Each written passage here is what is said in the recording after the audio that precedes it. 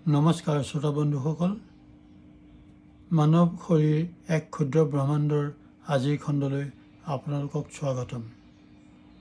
আজিৰ খণ্ডত আমি পাচনতন্ত্ৰ, খাদ্যৰ এক বোৱতী নদী, digestive system, flowing river of food এই সম্পৰ্কত আলোচনা কৰিব খুজিছোঁ। আপোনালোক বহুতেই জানে আমাৰ খাদ্যনলীডাল মুখৰ পৰা পায়ুলৈকে ফ্ৰম মাউথ টু এনাছ প্ৰায় 30 ফুট দীঘল, আৰু এই 30 ফুট দীঘল খাদ্যনলীডাল আমাৰ মুখৰ পৰা পায়ুলৈকে থকা প্ৰায় 2 ফুট অঞ্চলতে বহুতো পাক আৰু খাজ খাই সোমাই আছে। এই খাদ্যনলীডাল যদি একেবাৰে দীঘল কৰি দিয়া হয়, এখন বাছৰ ইটো মূৰৰ পৰা সিটো মূৰ পাবগৈ। সেইকাৰণে ই এক ক্ষুদ্ৰ ব্ৰহ্মাণ্ডৰ এক বিস্ময়কৰ অংগ। খাদ্যনলী আৰম্ভ হয় আমাৰ মুখত, আমি সকলোৱে জানো। আমি যেতিয়া খাদ্য খাওঁ, আমাৰ দাঁতে সেই খাদ্যখিনি ভাঙি টুকুৰা টুকুৰ কৰে, জিভাই সেইখিনি মৰণা মাৰোঁতে ওখোনডালে ধানখিনি লুটিয়াই থকাৰ নিচিনাকৈ লুটিয়াই থাকে, আৰু আমাৰ মুখৰ ভিতৰত থকা চেলিভেৰী গ্লেণ্ড, লালতী গ্ৰন্থিয়ে যি লালতী উৎপন্ন কৰে, সেই লালতীৰ লগত ই মিহলি হৈ যায়। আপোনালোকে হয়তো জানে, আমি দিনটোত এজন মানুহে 1 লিটাৰৰ পৰা 1.5 লিটাৰ লালতী উৎপন্ন কৰিব পাৰোঁ। এই লালতীৰ সৈতে মিহলি হোৱা খাদ্যখিনি মুখে খাদ্যনলীলৈ ঠেলি দিয়ে। খাদ্যনলীটো আমাৰ 10 ইঞ্চি দীঘল। খাদ্যনলীৰ ভিতৰত কিছুমান মাংসপেশী আছে, আৰু সেই মাংসপেশীবিলাকৰ সম্প্ৰসাৰণ আৰু সংকোচনৰ শক্তি আছে। ই সম্প্ৰসাৰণ হৈ খাদ্যটো সোমাই যায় আৰু সংকুচিত হৈ তললৈ ঠেলি দিয়ে। আপুনি এডাল ৰাবাৰ টিউবত এটা মাৰ্বল ভৰাই ঠেলি দিওঁতে যেনেকৈ মাৰ্বলটো মেল খাই পেলাই তললৈ যায় আৰু পাৰ হোৱাৰ পিছত ওপৰখন ঠেক হৈ যায়, ঠিক তেনেধৰণেই আমাৰ খাদ্যনলীটোৰ এক সংকোচন আৰু সম্প্ৰসাৰণৰ পদ্ধতিৰে খাদ্যখিনি তললৈ যাবলৈ আহে। এই 10 ইঞ্চি দীঘল খাদ্যনলীটোত খাদ্য পাৰ হ'বলৈ সাধাৰণতে 5 ছেকেণ্ডৰ পৰা 10 ছেকেণ্ড সময় লয়, আৰু খাদ্যনলীৰ পৰা খাদ্যখিনি আমাৰ পাকস্থলীলৈ গতি কৰে, আৰু পাকস্থলী সোমোৱাৰ লগে লগে খাদ্যনলী আৰু পাকস্থলীৰ মাজত এখন দুৱাৰ থাকে, সেই দুৱাৰখন বন্ধ হৈ যায়। পাকস্থলীটো আমাৰ ইংৰাজীৰ জে আখৰটোৰ নিচিনা।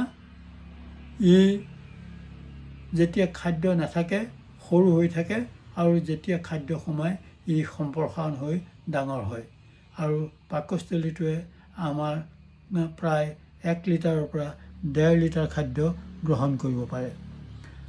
আৰু পাকস্থলীৰ ভিতৰতো আৱৰণিৰ ভিতৰত কিছুমান মিউকাছ মাংসপেশী আছে, আৰু এই মিউকাছবিলাকে হাইড্ৰক্লৰিক এচিড উৎপন্ন কৰে। এই হাইড্ৰক্লৰিক এচিডবিলাকৰ ঘনত্ব যথেষ্ট বেছি। ইয়াৰ pH ভেলু 1.5, আৰু এই pH ভেলুৰ হাইড্ৰক্লৰিক এচিডে পাতল ধাতুও গলাব পাৰে। সেইকাৰণে এই হাইড্ৰক্লৰিক মিশ্ৰিত খাদ্যবোৰ যাতে ঊৰ্ধ্বমুখী গতিৰে আকৌ আমাৰ ডিঙিলৈ উভতি আহিব নোৱাৰে, সেইকাৰণে তাৰ মাজৰ দুৱাৰখন সদায় বন্ধ হৈ থাকে। কিবা স্বাস্থ্যজনিত কাৰণত মাজৰ দুৱাৰখন যদি কিছু দুৰ্ঘটনাগ্ৰস্ত হয় আৰু খাদ্য যদি ওপৰলৈ আহে তেতিয়াহ'লে আমি সেইটোকে এচিডিটি হোৱা বুলি কওঁ। এই হাইড্ৰক্লৰিক এচিডে আমাৰ পাকস্থলীত যিবিলাক প্ৰ'টিন আছে সেইবিলাকৰ হজম প্ৰক্ৰিয়া কৰে আৰু এই গোটেই প্ৰক্ৰিয়াটোত খাদ্যনলীত খাদ্যখিনি 2 ঘণ্টাৰ পৰা 4 ঘণ্টা থাকে। 2 ঘণ্টাৰ পৰা 4 ঘণ্টা থকাৰ পিছত ইয়াৰ ভিতৰৰ মিউকাছখিনিয়ে কাম কৰাৰ পিছত খাদ্যখিনি অলপ লোপথুপীয়া হয় আৰু ই নদীখনৰ পিছৰ ঘাটলৈ ঠেলি দিয়ে। পিছৰ ঘাটটোৱে হৈছে স্মল ইণ্টেষ্টাইন বা ক্ষুদ্ৰান্ত। এই ক্ষুদ্ৰান্তটো সাধাৰণতে প্ৰায় 20 ফুট দীঘল হয় আৰু এই ক্ষুদ্ৰান্তৰ 3টা ভাগ আছে। সেই ভাগ 3টা হৈছে ডিঅ'ডেনাম, জিজিমাম আৰু ইলিয়াম। আৰু এই ক্ষুদ্ৰান্তৰ বেৰখনত 2 ধৰণৰ কোষ থাকে। এবিধক কয় ভিলাই আৰু আনখিনিক কয় মাইক্ৰ'ভিলাই।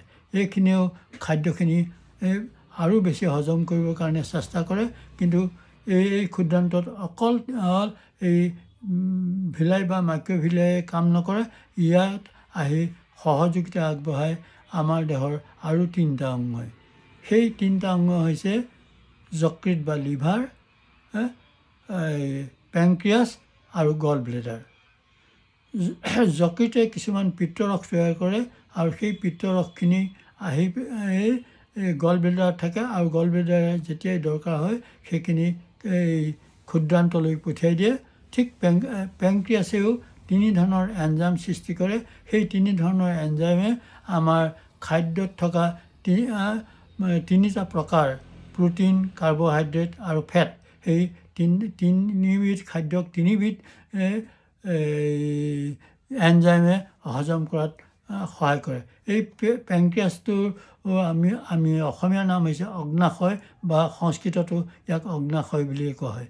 এই অগ্নাশয় শব্দটোৰ লগত আমাৰ বৰ্তমানৰ যিটো চিকিৎসা বিজ্ঞান তাৰ লগতো জড়িত হৈ আছে। এই অগ্নাশয়টোৱেই আচলতে গৰম মানে কিটচেনত ৰান্ধি দিয়াৰ নিচিনা হয়। সেইকাৰণে অগ্নি শব্দটোৰ পৰা অগ্নাশয় আহিছে। অগ্নিয়ে এই খাদ্যখিনি হজম কৰাৰ ক্ষেত্ৰত এটা গুৰুত্বপূৰ্ণ ভূমিকা গ্ৰহণ কৰে। এই খাদ্যখিনি যেতিয়া ক্ষুদ্ৰান্তত হয় আৰু এই ক্ষুদ্ৰান্তত ই 3 ঘণ্টাৰ পৰা 5 ঘণ্টা থাকে আৰু ইয়াত পিছত ই বৃহদান্তলৈ যায়।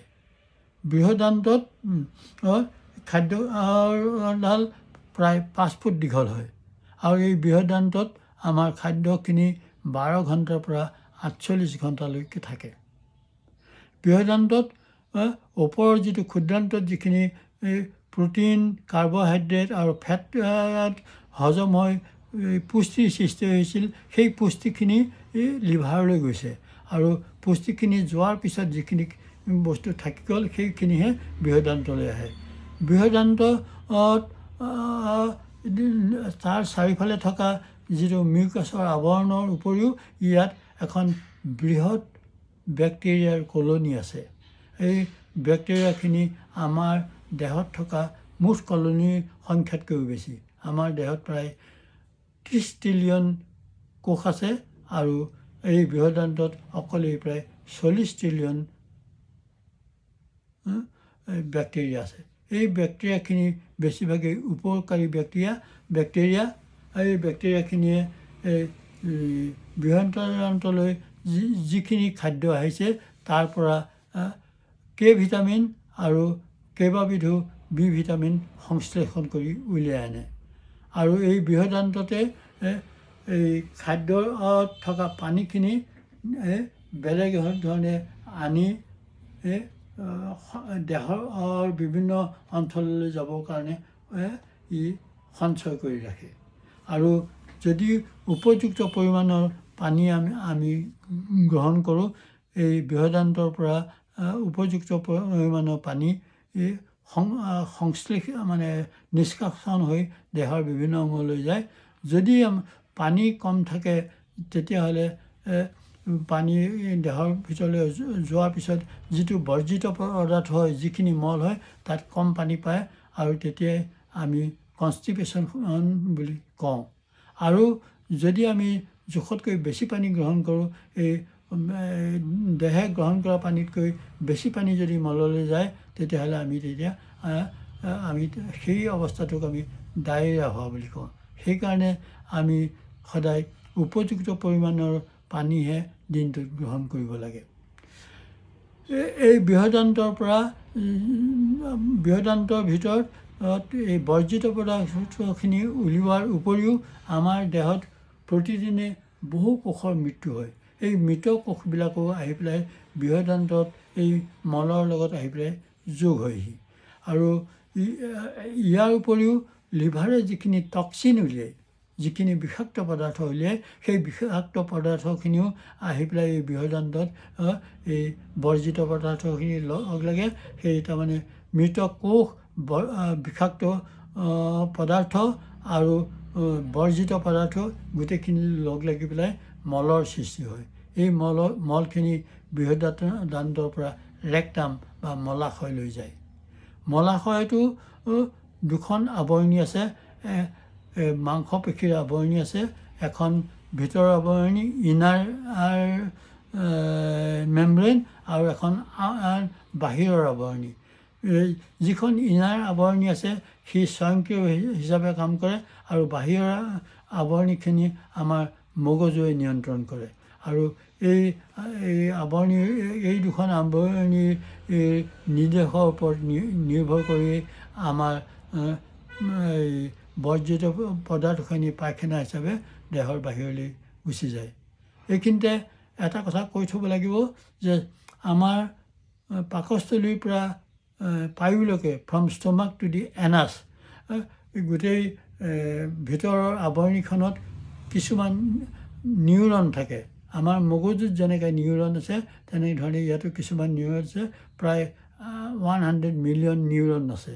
আৰু এই নিউৰনবিলাকে স্বাধীনভাৱে মগজুৰ কাম কৰি থাকে।